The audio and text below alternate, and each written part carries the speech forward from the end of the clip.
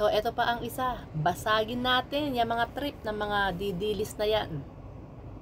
Yung mga OFW yung didilis. Yung mga didilis na utak dilis talaga. Basagin natin yung mga trip nila, yung paninira nila sa batikos ng batikos sa administrasyon ngayon. Hindi na lamang manahimik. So, ito. Alam masasabi nyo dito? Ang taas ng palo. Ang taas ng palo bago bumaba. Actually, June yun eh. So, it means, pagbaba ni Digong. 90 ang presyo ng gasolina, diesel. Ano pa ba? Kerosene. So, ano nirereklamo nyo ngayon? Nakikita nyo naman na napakalayo ng distansya. Napakalayo ng distansya ng presyo noon ng gasolina, ng diesel sa panahon ngayon.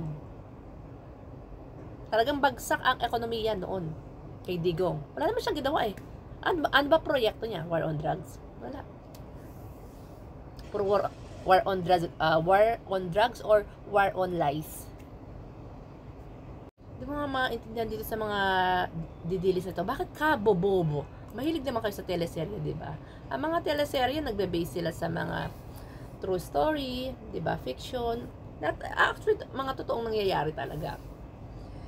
Ito, may pinapanood ako ngayong series about dun sa isang tao na gumagawa ng isang illegal, isang matanda, pero hindi siya sa politics, pero gumagawa siya ng illegal. Nag-i-smuggle siya ng drugs. Drug lords ba? Pero doon sa kanyang lugar, may mga scholar siya, may mga pinaaral siyang lawyer, may mga doctors. So, yung mga nag-graduate ngayon, siyempre siya ang unang pangunahing bisita, pandangal, no, na bisita doon sa area nila. So, pinapasalamatan siya kung gaano siya kabuti. Pero sabi niya nga, at that time, ang bisita niya is yung kapwa niya drug lords.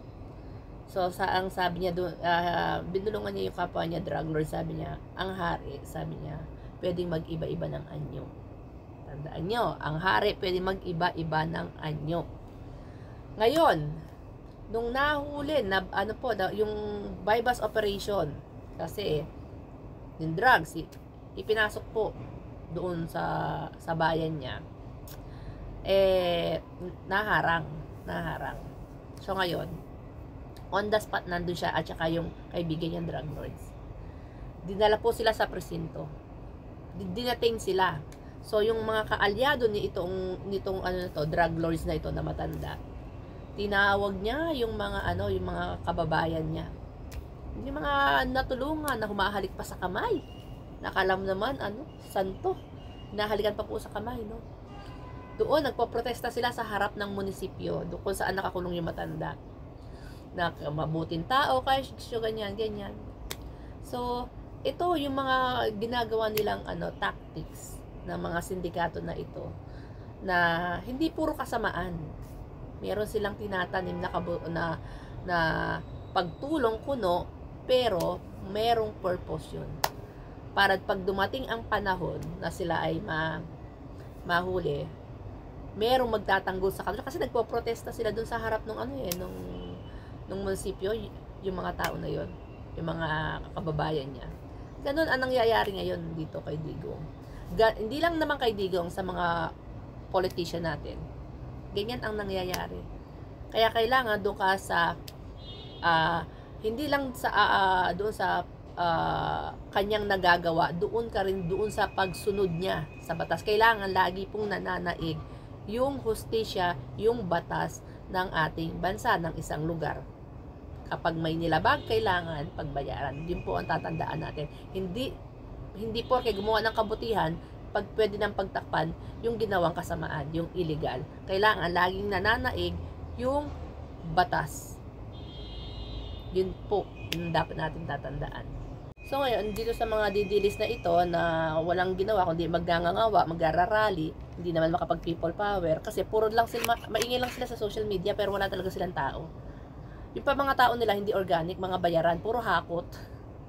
So ayan, ano masasabi niyo dyan? Panahon ni Digong, 90, actually mula 80, 90, ang presyo ng gasolina, ng diesel, ng kerosene. Kinalahati ni PBBM. So, ano sa sinasabi yung walang nagawa? Walang ginagawa. Bakit? Si Inday Sara ba may ginagawa hanggang ngayon? From Netherlands, magit 1 buwan. Diba? Umuwi ng Pilipinas. Para ano? Para mag-endorse. Mag-endorse ng politiko na si Amy Marcos. Sino pa mga i-endorse nito? Mga walang kwenta. Kaya magulo sila Kaya away-away sila. Si Hanilet ayaw si Amy, si Marcoleta, yung matandang isang buod na lang pipirma wala na. Si Panelo, di ba? Harry Roque, hindi magkakasundo. Bakit in-endorse daw si Amy? Actually, tapos si Panelo hindi kinikilala si Harry Roque. Banat ba hindi kinikilala si Maharlika? Mas sila nagbabanatan sila Mga nagsisiraan sila kasi kanya-kanya ng intention. Para sa pansarili, hindi para sa bayan, hindi para sa mga Pilipino, hindi para sa mga Pilipino talaga.